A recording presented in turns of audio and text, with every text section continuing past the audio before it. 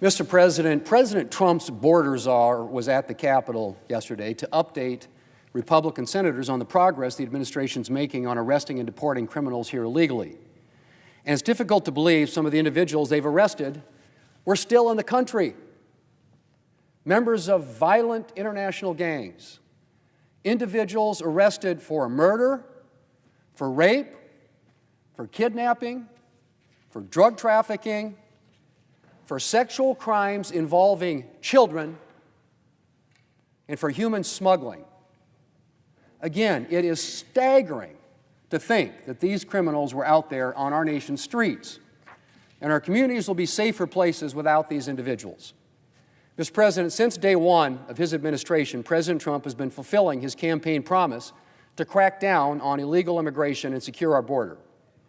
And it's good to see. Immigration is a key part of our country's story, and immigrants have made untold contributions to our country.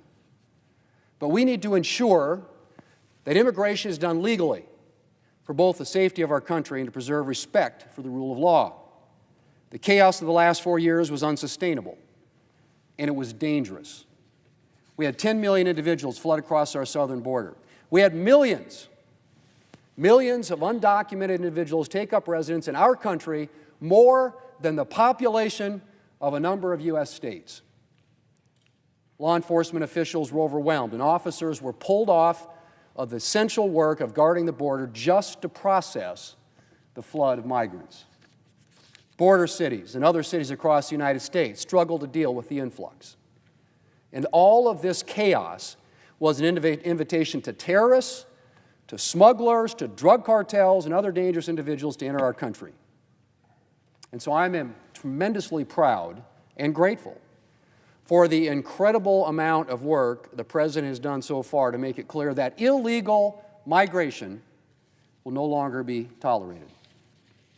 But Mr. President, there's a lot more work to do. And some of that's going to require Congress's help. Mr. Holman, President Trump's border czar, made clear to senators yesterday that Border Patrol and Immigration and Customs Enforcement are going to need additional resources to continue the good work they've been doing to secure our border and to get criminals off of our streets. And we intend to deliver. Today, Senator Lindsey Graham, the chairman of the Senate Budget Committee, is kicking off the committee markup of a budget resolution that will lay the foundation for a transformational investment in border security, in immigration enforcement, and in our national defense. We will provide resources to increase the number of immigration and customs enforcement officers and Border Patrol agents, expand detention space, facilitate deportations of dangerous individuals, and obtain the barriers and technology that we need to secure the border. Mr. President, for too long, our country has tolerated rampant illegal immigration. That ends now. I'm grateful for everything the President is doing to protect our streets and uphold the law, and the Republican-led Congress will ensure that the administration has the resources needed to continue this important work. Mr. President, in a few minutes, we're going to be voting on a couple of nominees. The first one is Tulsi Gabbard to be the director of the DNI. The second one will be a cloture vote to proceed to the nomination of Bobby Kennedy to be the Secretary of Health and Human Services. Now, what I observe that's interesting about both of these nominees is that both are former Democrats. In fact, a year ago, they were Democrats. I would argue they've seen the light, they've become Republicans, and now they've been nominated by President Trump to fill important posts within his administration. But I make that observation only because there's a lot of talk these days about loyalty oaths and allegiance and saliva purity tests for people to be considered, good enough to be in the so-called MAGA movement, in other words, the Republican Party. And yet, when it comes to Democrats, a very different standard seems to be being applied here. Because both of these people were former Democrats. In fact, frankly, they probably agree with the Democrat Party here in the Senate on a lot of the positions that they hold. And yet, they had the temerity to come out and support positions that perhaps ran contrary to some of the positions held by particularly the progressive wing of the Democrat Party in this country. In the case of RFK, coming out for some positions that run counter to the orthodoxy of the healthcare so-called establishment, or in the case of Ms. Gabbard, different views perhaps about national security matters than those held by a lot of Democrats, certainly here in this chamber and in the progressive movement in the country. And it harkens back to two other Democrats who pretty much got pushed out of their party here in the United States Senate for holding views that ran contrary to the majority view of the progressive wing of the Democrat Party. Those two Democrats were Joe Manchin and Kyrsten Sinema. In the case of Kyrsten Sinema, she was viewed, I think, by Democrats as perhaps too free market. She was viewed as pro-business, as pro-investment, and as pro-jobs, lighter regulatory touch, lighter tax policy, pro-energy policy. In the case of Joe Manchin, he had I should say he had what I would say are accurate views with respect to energy development in this country.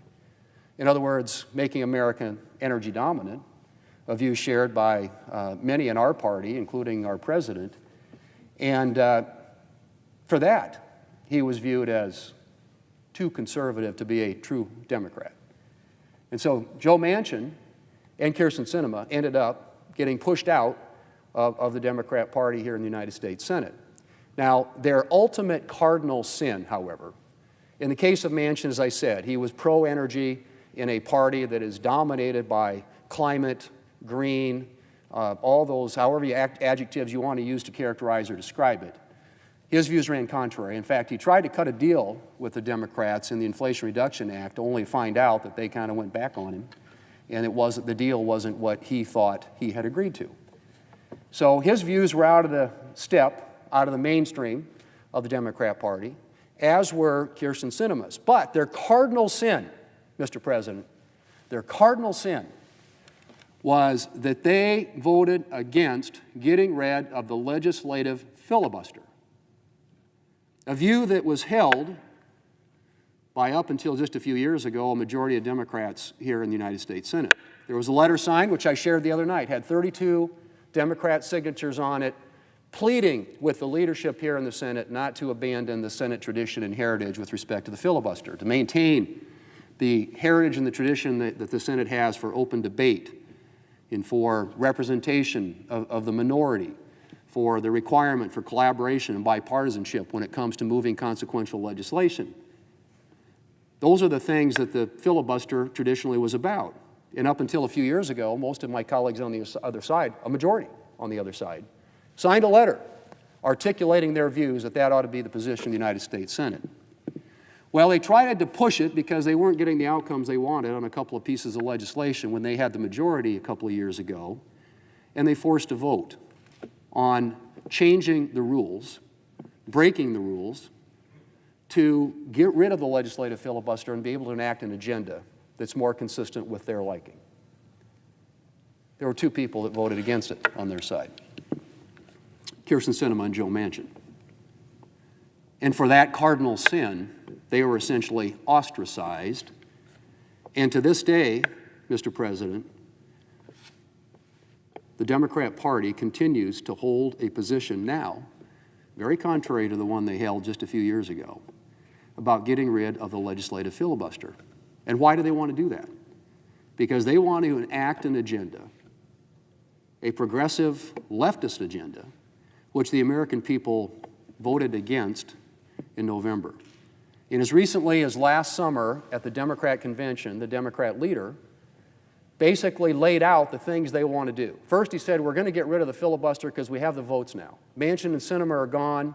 I've talked to the Democrats that we think we're going to elect, and we're going to have 51. And at that time, he was predicting a clean sweep. They were going to win the House, the Senate, and the White House. And they would get rid of the legislative filibuster, and the first thing they would do is they'd federalize our elections in this country. That was the first thing they were going to do. And then they said they were going to enshrine abortion rights in law. That was one of the things they were going to do. There have been many on their side who have talked about packing the Supreme Court, about allowing statehood for Puerto Rico and for Washington, D.C., all elements of the agenda that they want to accomplish through getting rid of the legislative filibuster. That was articulated by the Democrat leader as recently as the Democrat convention last summer. Intentions that they had to get rid of the legislative filibuster so that so that their party is in control, that they could do the things that they wanted to do, that they felt that the American people were asking them to do. Well, it turns out there was an election between last summer and now in which the American people spoke otherwise. And they had a very different view than the Democrats on a whole range of issues. Issues on which I think the left and the Democrat Party is completely out of step with the American people. Not the least of which is allowing boys to play girls' sports. That's a 90% issue with the American people. The House has passed legislation on it. We will vote on it at some point in the future. And I just can't imagine, and I speak as a dad of daughters who were both female athletes, one of whom is in her high school and college Hall of Fame. I don't know how anybody, and this is where I say, I think that there's just a certain intuitive common sense the American people have. And they voted for that and made that abundantly clear in the election this last fall. And so I say that, again, just to remind people when you hear this perspective about how Republicans don't have any room for dissent. They all got to be in lockstep. Believe me, we got a lot of dissent on our side. Try leading the Republican conference. The Democrats, on the other hand, you have a dissenting view, particularly on something like the filibuster. Sorry, you're out of here. And so, Mr. President, today, it's ironic to me that we are going to vote on two nominees, President Trump's nominees, to be Secretary of the Department of Health and Human Services and to be the Director of National Intelligence, who are former Democrats. And I will be surprised. I would like to be surprised. But I don't believe that there's going to be a single Democrat that votes for either of the two people who less than a year ago were members of their party. In some cases, members of their party that goes back decades. The Kennedy family, Democrat politics in America. So you have two nominees who were Democrats a year ago, but because they articulate views now or demonstrated dissent from the ideology of the Democrat Party, are no longer can get even one Democrat to vote for him here on the floor of the United States Senate. Now again, I'm hoping to be surprised. That vote's going to happen in about 30 minutes on Tulsi Gabbard to be Director of National Intelligence. And then shortly after that, we'll have a cloture vote on Robert F. Kennedy to be Secretary of the Department of Health and Human Services. In each of those cases, you got Democrats in good standing, as recently as a year ago, who have been pushed out, come now, they're nominees by President Trump for positions within his administration, and you're not going to see a single Democrat vote for them. But we will confirm them, and we'll get these people into these positions as soon as possible. And answer, I think, the mandate that was given by the American people in November, and that is they want a different track in this country, a different direction. They have a different set of priorities than is being articulated here on the United States Senate. Mr. President, we also had just recently a vote on Laken Riley, and that was probably the most glaring example, again, of Democrats' willingness to filibuster, something they wanted to get rid of 2 years ago. They want to get rid of the legislative filibuster. We get the majority. First time we put a bill on the floor, what do? They filibuster it. And so here we are, slowing down these noms, full 30 hours on Tulsi Gabbard. I assume they'll do the same thing on RFK.